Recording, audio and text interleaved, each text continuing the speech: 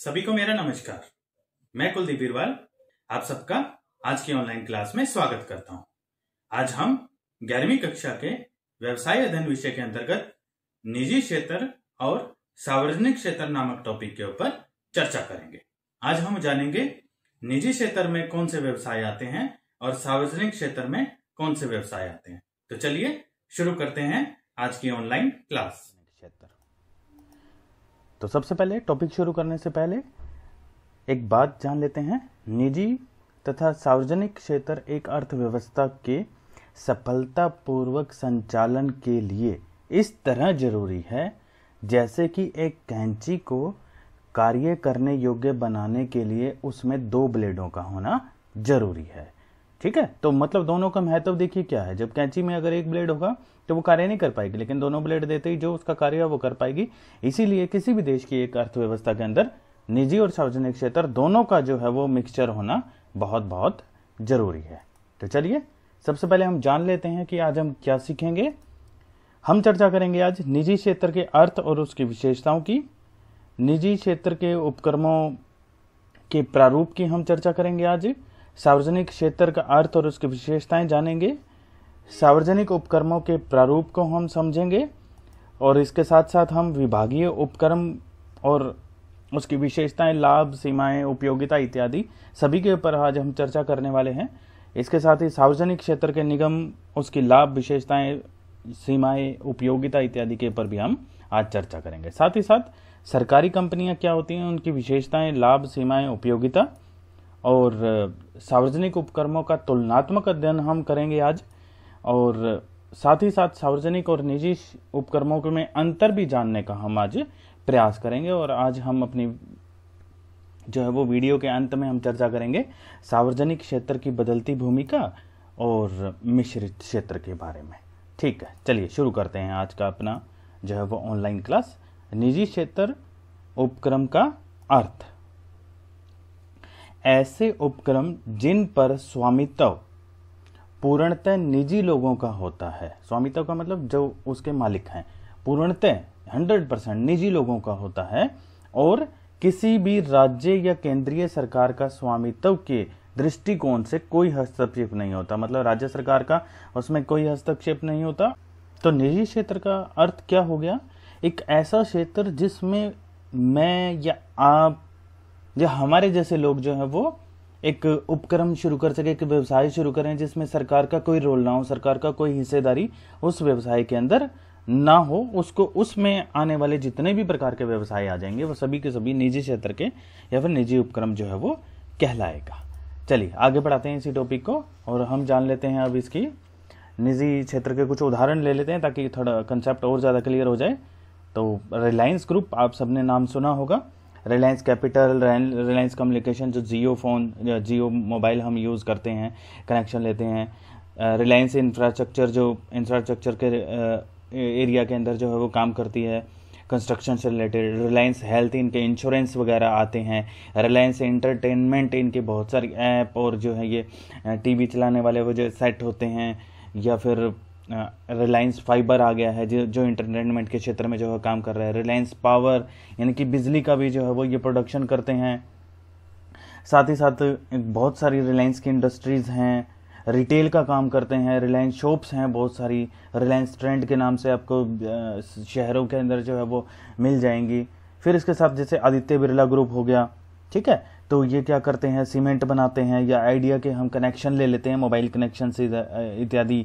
या फिर बिरला जो है वो इंश्योरेंस के सेक्टर में काम करता है, फाइनेंस के सेक्टर में जो है वो काम करता है। तो ये इस प्रकार के कुछ कार्य। फिर टाटा ग्रुप आप सबने नाम सुना होगा, जो रतन टाटा जी ने शुरू किया था।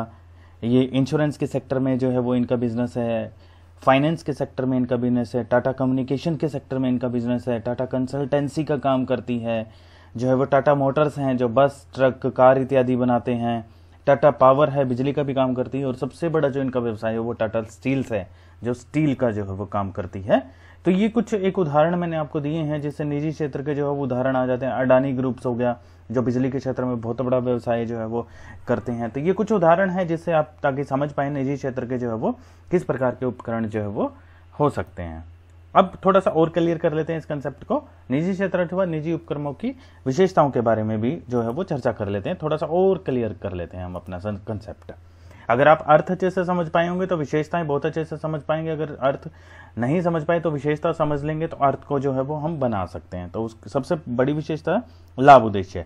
निजी क्षेत्र का उद्देश्य अत्यधिक लाभ अर्जित करना होता है। यद्यपि इस क्षेत्र का मुख्य उद्देश्य लाभ कमाना है, फिर भी वर्तमान में इसके द्वारा सामाजिक उत्तरदायित्व को भी समझा जाना चाहिए। ठीक है, तो लाभ उद्देश्य तो इनका मुख्य उद्देश्य है ही।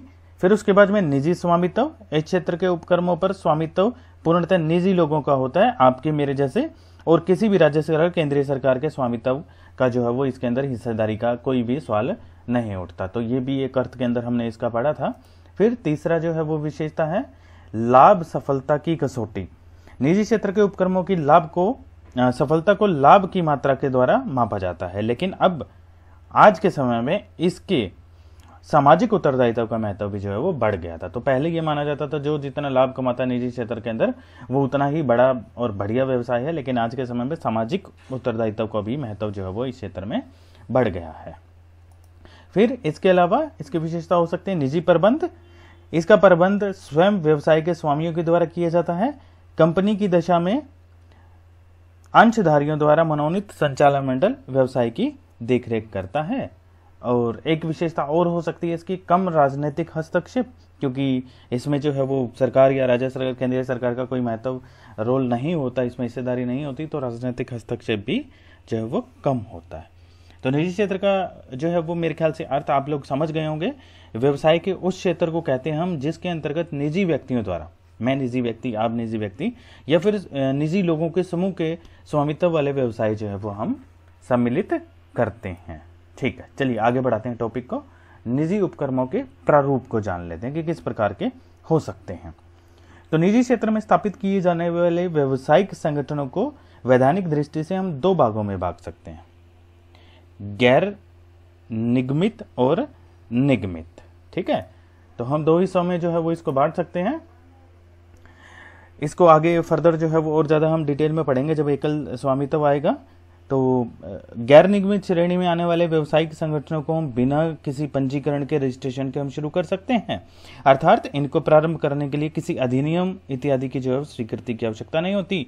वहीं दूसरी ओर निगमित श्रेणी में आने वाले व्यावसायिक संगठनों को प्रारंभ करने के लिए विभिन्न व्यवसायों से संबंधित अधिनियमों के अंतर्गत पंजीकरण करवाना बहुत जरूरी होता है, तथा इन अधिनियमों के द्वारा इनकी गतिविधियों को भी हम जो है वो कंट्रोल कर सकते हैं। चलिए जान लेते हैं अब जो है वो हम किस प्रकार के जो है वो प्रारूप जो है वो हो सकते हैं निजी उपक्रमों के। सबसे पहला जैसा आप देख रहे हैं एकल स्वामित्व, एकाकी व्यापार। जैसा कि इसके नाम से पता चल रहा है एकाकी, इसमें केवल एक ही व्यक्ति जो है वो स्वामी होता है। यही व्यक्ति पूंजी लगाता है, उसका प्रबंध करता है, सारा जोखिम जो है उसी व्यक्ति का होता है और संपूर्ण लाभ और हानि का दायित्व भी इसी का ही होता है।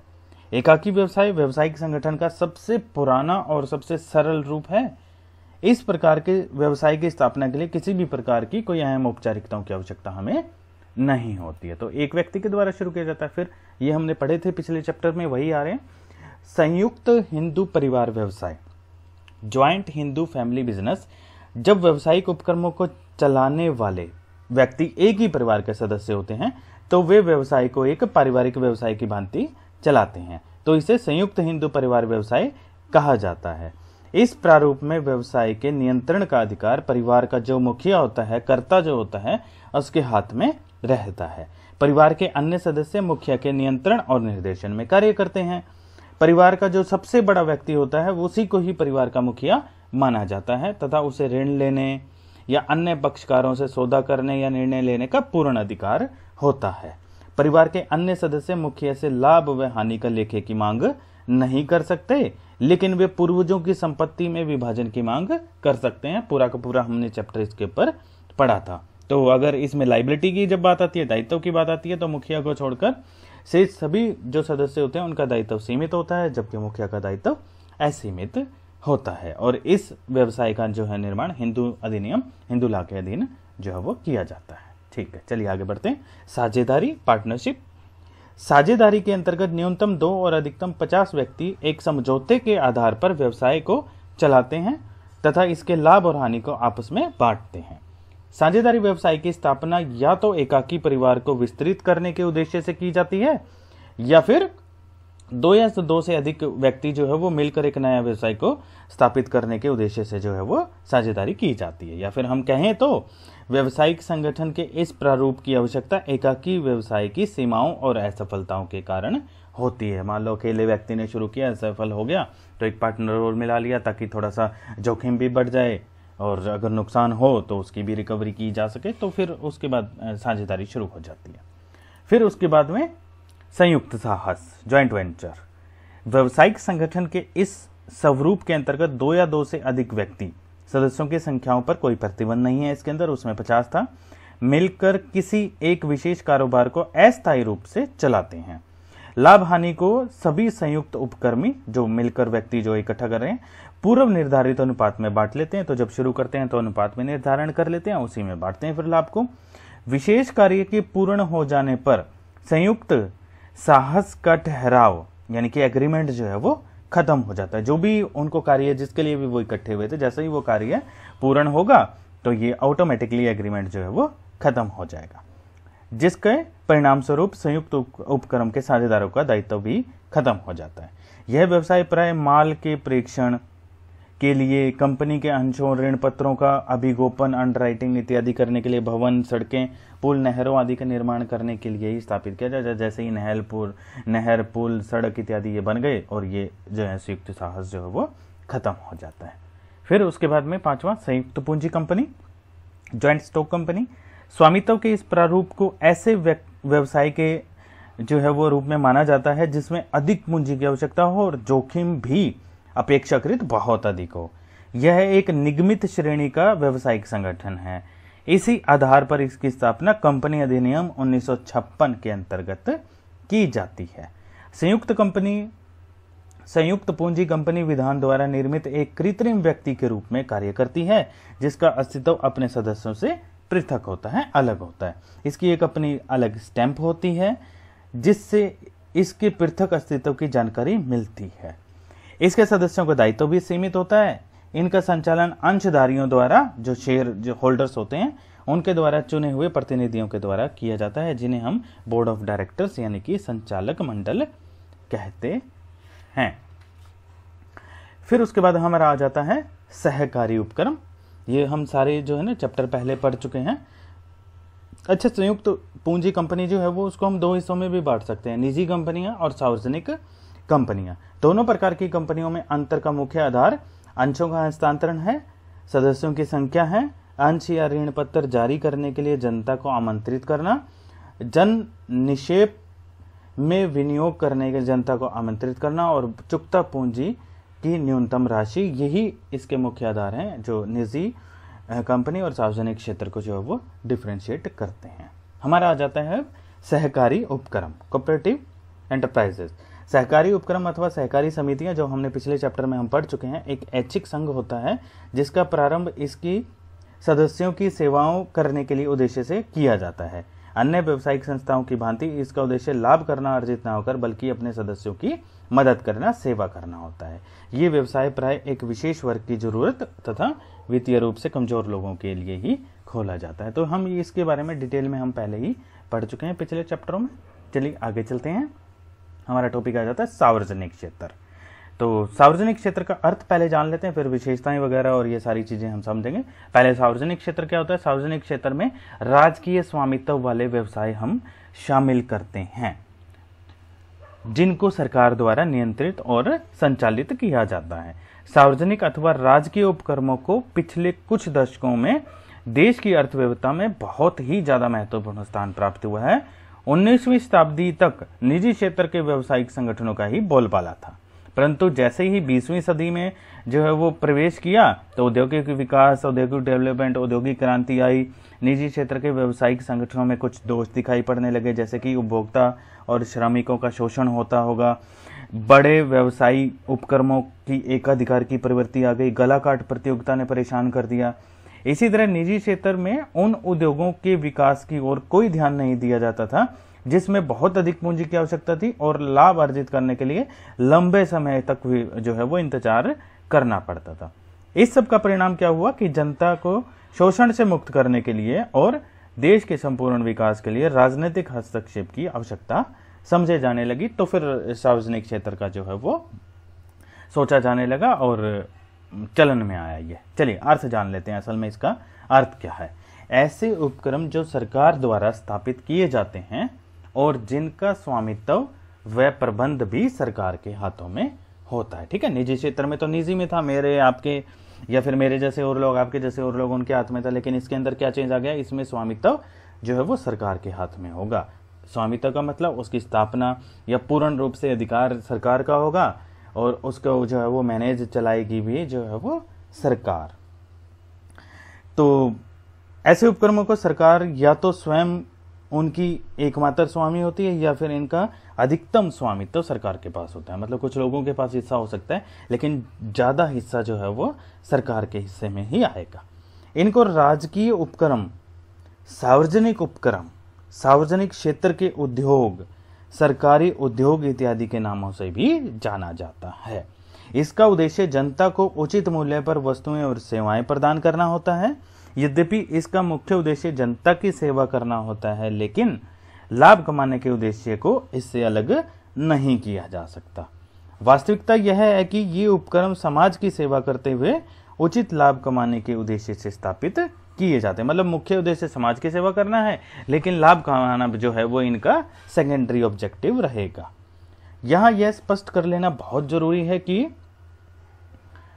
जो ये इस प्रकार की जो सरकारी संस्थाएं हैं या उपक्रम हैं, जैसे कि सरकारी अस्पताल हो गए, सरकारी कॉलेज हो गए, ये जो है वो सरकारी उपक्रम जो है वो नहीं है। अतः केवल उन सरकारी संस्थाओं को ही सार्वजनिक उपक्रम कहा जाएगा जो आर्थिक और व्यावसायिक क्रियाएं करते हैं। तो सरकारी कॉलेज या सरकारी अस्पताल, उनका उद्देश्य जो है वो लाभ कमाना नहीं है, उनका उद्देश्य तो सिर्फ और सिर्फ जनता की सेवा करना है। तो हमें ये डिफरेंशिएट कर लेना है कि जहां पर भी यूं लगे हमें कि जनता की सेवा तो हो रही है लेकिन साथ साथ लाभ कमाना भी उसका सेकेंडरी ऑब्जेक्टिव है, तो फिर हम उनको सार्वजनिक उपक्रम कह सकते हैं। ठीक है, तो चलिए आगे बढ़ाते हैं इसको। सार्वजनिक उपक्रमों के हम उदाहरण ले लेते हैं। नेशनलाइज्ड बैंक, क्या आप जानते हैं नेशनलाइज्ड बैंकों के क्या क्या नाम हो सकते हैं? चलिए मैं आज आपको बता देता हूं। जैसे कि भारतीय स्टेट बैंक, आप लोगों ने नाम सुना होगा जरूर, नहीं सुना? Punjab national bank, UCO bank, ठीक है, oriental bank of commerce, Canara bank इत्यादि, ये जो है वो ये सार्वजनिक उपक्रम जो है वो उसके अंदर दायरे में आते हैं। इनका उद्देश्य जो क्या है, जनता की सेवा करना है, लेकिन साथ ही साथ ये लाभ कमाने का भी उद्देश्य रखते हैं। जैसे कि लोन दिया, जनता को जरूरत थी तो लोन दिया, लेकिन बदले में ब्याज ले लिया। ठीक है, फिर इसके अलावा नाल्को हो सकता है, नेशनल एल्यूमिनियम कंपनी लिमिटेड। ठीक है, तो ये इनका उद्देश्य भी जनता की सेवा करना है, साथ ही साथ ये लाभ भी कमा रहे हैं। फिर HPCL हो सकता है, हिंदुस्तान पेट्रोलियम कॉर्पोरेशन लिमिटेड। फिर BPCL हो सकता है, भारत पेट्रोलियम कॉर्पोरेशन लिमिटेड। फिर सेल हो सकता है, steel authority of India limited. ये आप नाम याद रख सकते हैं, पेपर में लिखें, अच्छे मार्क्स आने के चांसेस बढ़ते हैं। इसके अलावा और बहुत सारी हो सकती हैं, तो आप ये होमवर्क भी कर सकते हैं। आप न्यूज़पेपर वगैरह में ढूंढें, इंटरनेट पर ढूंढें कि इसके अलावा और कौन कौन सी सार्वजनिक उपक्रमों के उदाहरण हो सकते हैं। मैंने आपको 5-6 जो है वो ये बता दिए हैं। चलिए आगे बढ़ाते हैं। विशेषताएं, सबसे पहले राजकीय स्वामित्व, जैसा हमने अर्थ में पढ़ा था। सार्वजनिक उपक्रमों का स्वामित्व या तो पूर्ण रूप से केंद्रीय या राज्य सरकार या स्थानीय सरकार के पास हो सकता है, या फिर निजी क्षेत्र में भी अगर सरकार की ज्यादा भागीदारी है तो भी हम उसको सार्वजनिक क्षेत्र में ले सकते हैं। लेकिन अब कंडीशन क्या है इसके अंदर, सरकार के पास कुल अंश पूंजी का कम से कम 51% भाग होना चाहिए। तो मान लो निजी क्षेत्र का व्यवसाय है, उसकी जो टोटल पूंजी जो है उसके अंदर अगर 51% भाग सरकार के पास में है तो हम उसको सार्वजनिक क्षेत्र का उपक्रम जो है वो मान लेते हैं। यहां पर यह स्पष्ट कर लेना बहुत जरूरी है कि राजकीय का अर्थ राज्य से नहीं बल्कि सरकार से है, जिसमें सभी प्रकार की सरकारें जो है वो सम्मिलित हो सकती हैं। फिर राजकीय नियंत्रण, डेफिनेशन में हमने पढ़ लिया था। सार्वजनिक उपक्रमों का प्रबंध और नियंत्रण सरकार के हाथ में होता है। कुछ उपक्रमों की स्थापना सरकार अपने ही विभाग के अंतर्गत करती है, जैसे कि डाक तार विभाग को डाक तार विभाग हो गया, जिसका काम जो है वो कम्युनिकेशन मिनिस्ट्री के द्वारा किया जाता है। इसी प्रकार कुछ अन्य उपक्रम हो गए जैसे कि Bhakra Nangal control board, Hirakud control board इत्यादि को सौंप दिया, लेकिन इन सब पर अंतिम नियंत्रण भी जो है वो सरकार का रहेगा। यानी कि बोर्ड बना दिए अलग अलग, लेकिन कंट्रोल जो है वो सरकार का ही उस पर रहता है। फिर वित्तीय स्वतंत्रता, सार्वजनिक उपक्रमों को लगभग सभी वित्तीय आवश्यकताएं सरकार के द्वारा पूंजी विनियोग के माध्यम से पूरी की जाती हैं। ठीक है, तो वित्तीय स्वतंत्रता हो गई, सरकार आवश्यकता अनुसार इनको जो है वो पूंजी प्रोवाइड करती है, तो ये भी एक विशेषता हो गई। फिर सेवा उद्देश्य, डेफिनेशन में हमने पढ़ दिया था, मुख्य उद्देश्य सेवा करना है, सेकेंडरी ऑब्जेक्टिव प्रॉफिट कमाना है। ठीक है, निजी क्षेत्र में जो है वो रिवर्स है, मुख्य उद्देश्य प्रॉफिट कमाना और सेकेंडरी उद्देश्य जनता की सेवा करना, भी आज के समय की अगर हम बात करें तो। फिर इसके अलावा विशेषता हो सकती है जनता के प्रति उत्तरदायिता, निजी क्षेत्र के उपकरण अपनी प्रगति के लिए केवल कुछ लोगों या कुछ विशेष लोगों से स्वामियों के प्रति उत्तरदायी होते हैं। इसके विपरीत राजकीय उपक्रम न केवल सरकार जनता के प्रति भी उत्तरदायी होते हैं। जनता द्वारा चुने गए प्रतिनिधि इन उपक्रमों की सफलता और असफलता के बारे में संसद या विधानसभा इत्यादि में चर्चा वगैरह भी करते रहते हैं। फिर प्रबंध में नौकरशाही, क्योंकि सार्वजनिक क्षेत्र के उपक्रम सरकार द्वारा स्थापित किए जाते हैं, इसीलिए इनका प्रबंध प्रशासनिक अधिकारियों के द्वारा किया जाता है। प्रशासनिक अधिकारी सरकार के द्वारा बनाए गए नियम, कायदे, कानून इत्यादि में बंधे होते हैं और उन्हीं का ध्यान रखते हुए जो है वो व्यवसाय को चलाने का और चलवाने का प्रयास करते हैं। इससे क्या होता है कि निर्णयों में लोडशीलता का अभाव रहता है। लोडशीलता का हम पहले भी बहुत डिस्कस कर चुके हैं। लोडशीलता का मतलब होता है जरूरत के हिसाब से उनमें परिवर्तन कर लेना। ठीक है, तो लेकिन निजी क्षेत्र के व्यवसाय में ये विशेषता पाई जाती है। फिर मधुर औद्योगिक संबंध, निजी क्षेत्र के व्यवसायियों की अपेक्षा सार्वजनिक क्षेत्र के उपक्रमों का दृष्टिकोण अधिक उदार होता है। ये उपक्रम ऐसी नीतियों को अपनाते हैं जो उनके कर्मचारियों, उपभोक्ताओं और अंततः पूरे समाज के लिए प्रॉफिटेबल हो, हितकारी हो। सार्वजनिक उपक्रमों की इस विशेषता के कारण ही अन्य सभी पक्षकारों के साथ मधुर संबंध इनके बने रहते हैं। फिर सभी वर्गों के लिए उपयोगी, सार्वजनिक उपक्रम समाज के किसी भी वर्ग, किसी एक वर्ग की नहीं बल्कि पूरे के पूरे समाज की उपयोगी जो है वो सिद्ध होते हैं। उदाहरण के लिए सार्वजनिक क्षेत्र का डाक व तार विभाग समाज के सभी लोगों की एक समान से ही सेवा करता है। वो गरीब और अमीर जो है वो दायरे में नहीं आता। कुछ क्षेत्रों में एकाधिकार, कुछ क्षेत्रों में सार्वजनिक उपक्रमों का एकाधिकार है। एकाधिकार का अर्थ आप जानते हैं, किसी एक विशेष उद्योग को केवल सार्वजनिक क्षेत्र में ही स्थापित किया जाना। मतलब कोई एक ऐसा उद्योग जो सिर्फ सार्वजनिक क्षेत्र में ही एस्टेब्लिश किया जा सकता है। निजी क्षेत्र का कोई व्यवसायी जो है वो उसको एस्टेब्लिश नहीं कर सकता, जैसे कि रेलवे, डाक सेवाएं इत्यादि। समाज सेवा के लिए ऐसा करना जरूरी भी है, क्योंकि इन उद्योगों के अधिक लाभ न होने के कारण निजी क्षेत्र के उद्यमी भी इनके अंदर अधिक रुचि नहीं रखते हैं। चलिए आगे बढ़ाते हैं, प्रारूप देख लेते हैं क्या होता है। थोड़ा सा बड़ा चैप्टर है ये। सबसे पहला विभागीय उपक्रम। सार्वजनिक उपक्रमों को संचालित करने का यह सबसे अधिक प्रचलित प्रारूप है।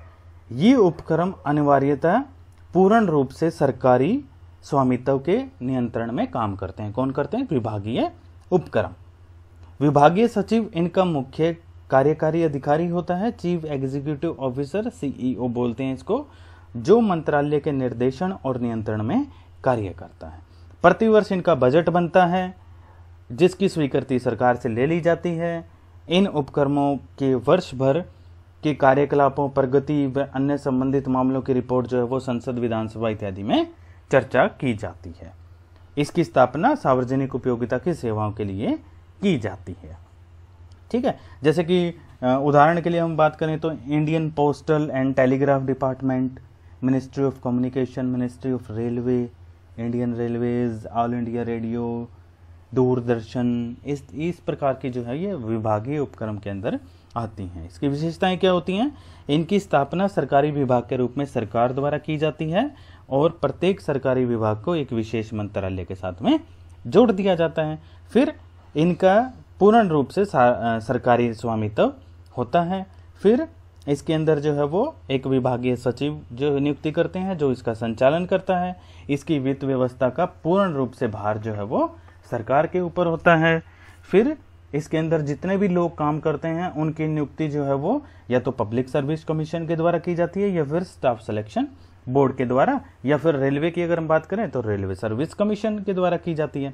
इनका कोई अलग से अस्तित्व नहीं होता, इन पे कोई मुकदमा नहीं कर सकता। ये अपने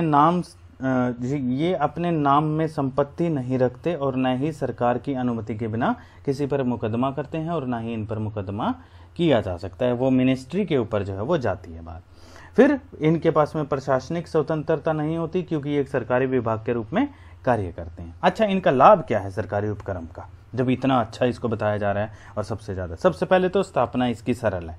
सरकार चाहे तो स्थापना कर देती है, किसी भी व्यक्ति की जो है वो हेल्प की आवश्यकता नहीं पड़ती। फिर दूसरा, इन उपक्रमों पर प्रबंध संबंधी मंत्रालय द्वारा निर्धारित नियमों के अंतर्गत किया जाता है, तो वे शिक्षित और प्रशिक्षित अधिकारियों के द्वारा किया जाता है, तो इनके ऊपर नियंत्रण करना भी आसान रहता है। फिर विभागीय उपक्रम जो होते हैं, इससे सरकार की आय में वृद्धि होती है और साथ ही साथ कर भार में कमी होती है। ठीक है, फिर इसकी व्यवस्था जो है वो सरलता से की जा सकती है क्योंकि सरकार ने करनी होती है। फिर फंडों का उचित उपयोग कर सकती है सरकार। तो ये विभागीय उपक्रम की जो है वो बहुत बढ़िया विशेषताएं हैं, लेकिन साथ साथ कुछ सीमाएं भी हैं इसकी। क्या? शीघ्र कार्रवाई की कमी होती है। पहले विभाग के अंदर किसी चीज़ की जरूरत होगी, फिर वो चीफ एग्जीक्यूटिव ऑफिसर के पास जाएगी, फिर सरकार के पास जाएगी, फिर उसकी लोकसभा विधानसभा में चर्चा की जाएगी, फिर उसके बाद में वो चीज़ें जो भी चीज़ रिक्वायरमेंट है फिर उसके बाद में वो आती है। फिर लोचशीलता की कमी मिलेगी क्योंकि कठोर सरकारी नियमों में जो है वो लोचशीलता की कमी पाई जाती है। फिर प्रेरणा की कमी भी मिलेगी। ऐसा देखने में आता है कि अधिकारियों को प्राप्त शक्तियों जो भी प्राप्त होती हैं वो प्रेरणा का काम करती हैं और इन शक्तियों से प्रेरित होकर वो उपक्रम की आय का अधिकतम प्रयास तो करते हैं, लेकिन विभागीय उपक्रमों के अधिकारियों को शक्ति नाम मात्र की होती है, जिसके कारण वो अधिकतम प्रयास जो है वो नहीं कर पाते क्योंकि अधिकार जो है वो सरकार के पास में होता है। फिर प्रतियोगिता की भावना नहीं होती इसके अंदर क्योंकि इस क्षेत्र के अंदर जो है वो सरकार का पूर्ण होता है और कोई और नहीं खोल सकता। ठीक है, तो ये कुछ ऐसी हैं। फिर इसके अलावा और क्या हो सकती है उपयोगिता? भाई पूर्णतः सबसे बड़ा तो इसका फायदा यही है कि इसका मुख्य उद्देश्य जो है वो लाभ कमाना न होकर जो है आम जनता की सेवा करना होता है। ठीक है, तो एक तो ये हो गया हमारा प्रारूप। फिर दूसरा आ गया हमारा वैधानिक या फिर सार्वजनिक निगम। ठीक है, इसके अंदर क्या होता है, अब मैं उदाहरण दे देता हूं इसके, तो फिर आसानी से समझ में आ जाएगा। जैसे कि LIC, reserve bank of India, IDBI bank, ASIC। ठीक है, तो ये कुछ ऐसे हैं जिससे नाम से बिल्कुल क्लियर हो जाता है कि ये किस जो है वो कार्य के लिए की जाती हैं। एक ऐसे सार्वजनिक उपक्रम से हम इसका अर्थ समझ लें जिसकी स्थापना संसद या विधानसभा के विशेष अधिनियम के द्वारा की जाती है, तो हम उसको सार्वजनिक निगम के नाम से जानते हैं। अधिनियम द्वारा ही प्रबंधन संचालन संबंधी विधियों की व्यवस्था की जाती है। इनकी शक्तियों और विशेषाधिकारों को भी निर्धारित पहले से ही कर लिया जाता है। ठीक है, तो अगर हम इसकी विशेषताओं की हम बात करें तो इसकी स्थापना आपको पता चल गया संसद या फिर राज्यसभा विधानसभा के विशेष अधिनियम के द्वारा की जाती है। पूर्ण रूप से सरकार का ही इसमें स्वामित्व होता है। इसका प्रबंधन भी सरकार द्वारा मनोनीत व्यक्तियों के द्वारा किया जाता है। इसकी वित्त व्यवस्था भी पूर्ण रूप से सरकार के द्वारा की जाती है, लेकिन अगर जरूरत पड़े तो जनता से भी उधार ले लिया जाता है। फिर इनमें काम करने वाले व्यक्तियों की नियुक्ति जो है वो निगमों के स्वयं के नियम होते हैं। सेवा शर्तें संचालन मंडल के द्वारा निश्चित की जाती हैं। निगमों के कर्मचारी विभागीय उपक्रमों की भांति सरकारी कर्मचारी नहीं होते हैं। फिर पृथक वैधानिक अस्तित्व पाया जाता है इसमें, अर्थात ये अपने नाम से संपत्तियां खरीद सकते हैं। विभागीय उपक्रम में ऐसी नहीं थी विशेषता। अन्य पक्षकारों से अनुबंध कर सकते हैं, मुकदमा कर सकते हैं और इन पर भी मुकदमा चलाया जा सकता है। फिर प्रशासनिक स्वतंत्रता की अगर हम बात करें तो निगमों में किसी तरह का राजनीतिक हस्तक्षेप नहीं होता। अधिनियमों के द्वारा इन्हें जो शक्तियां प्राप्त होती हैं उसी शक्तियों के द्वारा ये पूर्ण रूप से स्वतंत्र रूप से कार्य करने के लिए जो है वो स्वतंत्र होते हैं। फिर अगर हम इनके लाभ की अगर हम बात कर लें तो एक तो सबसे बड़ा लाभ तो ये है, संचालन में स्वतंत्रता इनके पर, ये तो नियम कायदे कानून के अंदर अपनी स्वतंत्र रूप से चला सकते हैं, सरकार का जो है हस्तक्षेप नहीं होता। फिर शीघ्र निर्णय हो जाएगा, विभागीय उपक्रम में नहीं हो रहा था, इसके अंदर शीघ्र निर्णय हो जाता है। फिर कुशल प्रबंध हो जाता है, क्योंकि पेशेवर प्रबंधकों को ही मनोनीत किया जाता है, क्योंकि इनकी क्वालिफिकेशन निर्धारित होती है। फिर इनका उद्देश्य जो है वो क्या होता है, समाज का उद्देश्य इनका प्रमुख उद्देश्य होता है, और सेकेंडरी ऑब्जेक्टिव जो है इनका लाभ कमाना होता है। तो सार्वजनिक क्षेत्र जो है वो कार्य कर रहा है, जो विभागीय क्षेत्र के अंदर जो कमियां थी। फिर अगर हम इनकी सेवाओं की बात कर लें तो सबसे बड़ी तो वही जो उसमें भी थी इसमें भी है कि इसमें प्रतियोगिता भावना की जो है वो कमी है, जिससे हानि होने की शंका बनी रहती है। फिर सेवा उद्देश्यों का अनदेखा, संचालन मंडल के सदस्य अपनी शक्तियों का उपयोग सामाजिक हित में ना कर व्यक्तिगत हित में अधिक करने लगते हैं, जिससे सेवा उद्देश्य जो है वो एक प्रकार से दिखावा दिखने लग जाता है। इसके बाद हमारा जो है वो तीसरा प्रारूप आ जाता है सरकारी कंपनियां, गवर्नमेंट कंपनीज। सरकारी कंपनियों से अभिप्राय हम किस कंपनी को समझ लेते हैं, जिनकी चुकता अंश पूंजी, पेड अप शेयर कैपिटल, जो हम +2 में पूरा का पूरा चैप्टर पढ़ेंगे इसका डिटेल में, कम से कम 51% भाग केंद्रीय सरकार, राज्य सरकार, सरकारों या फिर अंशतः केंद्रीय, अंशतः एक से अधिक राज्य सरकारों के पास हो। इस प्रकार सरकार उपक्रम में एक मुख्य अंशकारी बन जाती है। मतलब 51, कम से कम 51% होना चाहिए, उससे ज़्यादा हो जाए कोई दिक्कत नहीं है। तो एक मुख्य जो है वो अंशधारी बन जाती है सरकार। एक सरकार जो है वो मुख्य अंशधारी जब बन जाती है और उपक्रम से संबंधित मंत्रालय अथवा कैबिनेट या फिर राज्य के प्रमुख के माध्यम से एक अंशकारी के समस्त अधिकारों का प्रयोग करती है। यदि स्थानीय सरकारों या फिर निगमों द्वारा अंश पूंजी का 51% या इससे अधिक हिस्सा प्राप्त कर लिया जाए तो संबंधित उपक्रम को सरकारी कंपनी नहीं माना जाएगा। इनका पंजीकरण भारतीय कंपनी अधिनियम 1956 के अंतर्गत किया जाता है। तो क्या मतलब हो गया इसका, ऐसे सार्वजनिक उपक्रम से है जिसकी चुकता अंश पूंजी का पेड अप कैपिटल कम से कम 51% भाग केंद्रीय सरकार या फिर राज्य सरकार, सरकारों या फिर अंशतः केंद्रीय सरकार, अंशतः एक या एक से अधिक राज्य सरकारों के पास हो, तो हम उसको सरकारी कंपनी कहते हैं। सरकारी कंपनियां जो है वो 2 प्रकार की होती हैं, एक पूर्णतः स्वामित्व वाली कंपनी और दूसरी संपूर्ण जो है वो पूर्णतः स्वामित्व वाली पूंजी में क्या होता है कि संपूर्ण अंश पूंजी सरकार के पास होती है, और दूसरी टाइप होती है मिश्रित स्वामित्व वाली पूंजी, जिसमें अंश पूंजी सरकार या फिर जनता दोनों भागीदार होते हैं, परंतु अधिकांश पूंजी सरकार के पास में ही होती हैं। अगर हम जो है वो उदाहरण लेना चाहें तो भारत की प्रमुख सरकारी कंपनियों को Hindustan machine tools, Hindustan steel limited, भारतीय राजकोषीय व्यापार निगम हो सकता है, कोल इंडिया लिमिटेड है, हिंदुस्तान एयरक्राफ्ट लिमिटेड है, मैसूर शुगर कंपनी है, भारत हैवी इलेक्ट्रिकल लिमिटेड है। तो ये कुछ उदाहरण हैं सरकारी कंपनियों के। अब सरकारी कंपनी में विशेषताएं क्या होती हैं, थोड़ा सा और अर्थ क्लियर कर लेते हैं। स्थापना, इसकी स्थापना निजी क्षेत्र की कंपनियों की भांति ही भारतीय कंपनी अधिनियम 1956 के प्रावधान के अनुसार ही की जाती है। यदि सरकार चाहे तो किसी प्रावधान के संबंध में इन्हें छूट दे सकती है, लेकिन यह छूट संसद द्वारा अधिकृत होनी चाहिए। फिर स्वामित्व की अगर हम बात करें तो इनकी चुकता पूंजी अंश जो होती है, पेड अप शेयर कैपिटल, कम से कम 51% भाग पर केंद्रीय सरकार या फिर राज्य सरकार या फिर केंद्रीय और राज्य सरकार दोनों को मिलाकर जो है वो होनी चाहिए। फिर अगर हम प्रबंध की बात करें तो इनका प्रबंध संचालन मंडल द्वारा किया जाता है। सरकार के स्वामित्व में अधिकतम भागीदारी होने के कारण अधिक संचालन सरकार के द्वारा ही, संचालक सरकार के द्वारा ही नियुक्त किए जाते हैं, परंतु निजी व्यक्ति भी संचालक हो सकता है। जहां वित्त व्यवस्था की बात करें तो जनता और सरकार दोनों के द्वारा जो है वो वित्त व्यवस्था की जाती है। नियुक्तियों की अगर हम बात करें तो प्रत्येक कंपनी द्वारा स्वयं के सेवा शर्तों के अधीन कर्मचारियों की नियुक्ति की जा सकती है, वे सरकारी कर्मचारी नहीं कहलाते हैं। फिर पृथक वैधानिक अस्तित्व की अगर हम बात करें तो इनका पृथक वैधानिक अस्तित्व होता है, अर्थात ये अपने नाम से संपत्ति खरीद सकते हैं, पक्षकारों से अनुबंध कर सकते हैं, मुकदमा कर सकते हैं, यानी पर भी मुकदमा चलाया जा सकता है। अगर हम प्रशासनिक स्वतंत्रता की हम बात करें तो सरकारी कंपनियों को पूरी प्रशासनिक स्वतंत्रता होती है। ये अपनी आंतरिक प्रबंध व्यवस्था संबंधी स्वयं के नियम बना सकती है।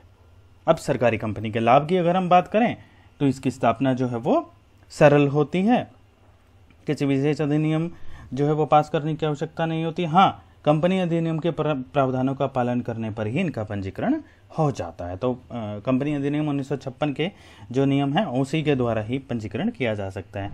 हम संचालन की स्वतंत्रता की बात करें तो सरकारी हस्तक्षेप न होने के कारण सरकारी कंपनियां अपनी गतिविधियों का संपूर्ण रूप से स्वतंत्र रूप से संचालन कर सकती हैं। फिर लोचशीलता जो है वो इसमें बहुत अधिक जो है वो पाई जाती है, ज़रूरत के हिसाब से ये उन चीज़ों में परिवर्तन कर सकते हैं। निर्णय में शीघ्रता जो है वो आती है।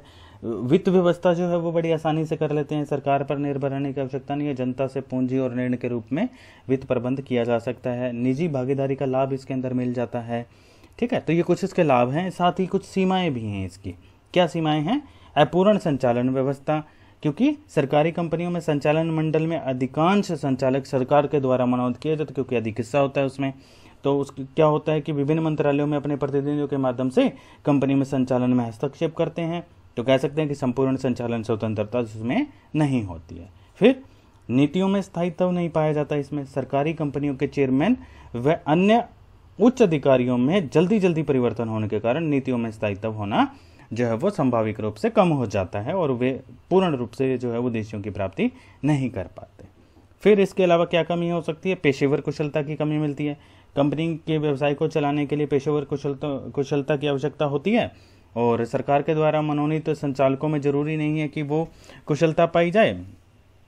फिर इसके अलावा सार्वजनिक जवाबदेही का जो डर इसमें लगातार बना रहता है, क्योंकि वार्षिक रिपोर्ट का संसद में प्रस्तुत किया जाता है, तो वहाँ पर आलोचना के डर से उच्च प्रबंध जोखिम वाले निर्णय नहीं ले पाते। इस कारण जो है वो कंपनी व्यवसायिक दृष्टिकोण से पिछड़ती चली जाती है। अब यूटिलिटी क्या है, इसकी उपयोगिता क्या है? जहाँ सरकार के साथ साथ निजी भागीदारी भी आवश्यकता, वहाँ पर सरकारी कंपनी हम एस्टेब्लिश कर लेते हैं। जहाँ आर्थिक गतिविधियों को बढ़ावा देना हो, जैसे कि भारतीय राजकीय व्यापार निगम इत्यादि की स्थापना जो है वो इसी के अंतर्गत की गई है। फिर जहाँ विभिन्न पक्षकारों के हित खतरे में हो, जैसे कि सरकार ने कर्मचारी, विक्रेताओं या जनता के हित में स्वदेशी कॉटन मिल्स के अधिकांश अंश जो है वो क्रय कर लिए थे, तो जो वहाँ पर हमें सरकारी कंपनी कन्वर्ट कर देते हैं। जहाँ सरकार की इच्छा एक नए उपक्रम को स्थापित करके निजी क्षेत्र में हस्तांतरित करने की हो, तो वहाँ पर भी सरकारी कंपनी आ जाती है। तो जहाँ जहाँ ये इस प्रकार की आवश्यकता पड़ती है वहाँ पर हम फिर सरकारी कंपनी में उसको कन्वर्ट कर देते हैं। तो बच्चों, आज के लिए इस वीडियो में इतना ही, क्योंकि चैप्टर बहुत लंबा है तो इसको हम 2 हिस्सों में बांट रहे हैं इस क्लास को। तो आज की वीडियो में इतना ही। इससे अगला जो सेकंड पार्ट होगा उसके अंदर हम बाकी जो पार्ट बचा हुआ है, जिसमें हमारा रह गया कि सार्वजनिक उपक्रमों में तुलनात्मक अध्ययन हमारा जो हिस्सा रह गया, सार्वजनिक और निजी क्षेत्र में अंतर हमारा जो है वो अभी इस चैप्टर में बचा हुआ है। फिर सार्वजनिक क्षेत्र की वर्तमान समय में बदलती भूमिका के ऊपर हमें बहुत ज़रूरी है चर्चा करनी है हमें। और हमारा जो टॉपिक जो है इस चैप्टर जो हम ख़त्म करेंगे वो मिश्रित क्षेत्र नामक छोटे से पॉइंट से करेंगे। फिर उसके बाद में जो मुख्य महत्वपूर्ण प्रश्न होंगे वो आप उसके बाद में अटेम्प्ट कर पाएंगे। तो इस वीडियो में इतना ही। आप सबका धन्यवाद।